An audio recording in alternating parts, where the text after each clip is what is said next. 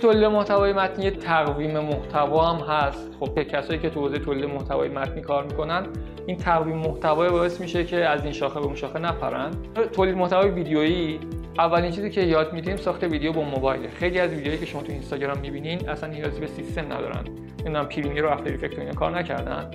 با یه نرم افزار اون موبایل ویدیو رو ساختن و یه خروجی خوبی گرفتن. چه شکلی استراتژی بچینیم؟ من 20% تمرکزم میذارم روی لینک سازی، 20% میذارم رپورتاج، 20% میذارم محتوای متنی و 20% شبکه‌های اجتماعی، 20% فلان. مارکتینگ یعنی اینکه چیکار کنیم؟ بگیم آقا صفحه اولو الان چه کمپینی بریم جواب بگیریم، ایمیل مارکتینگ کنیم، اس مارکتینگ کنیم، کد تخفیف بدیم، استراتژی قیمت گذاریمون چی باشه، اصلا چه کالایی رو موجود کنیم، چه کالایی موجود نکنیم. رابطه کاربری میام توی سایت خودمون من برداشتم رنگ منوم از مشکی کردم گزارش من نشون داد که اوکی تر شد.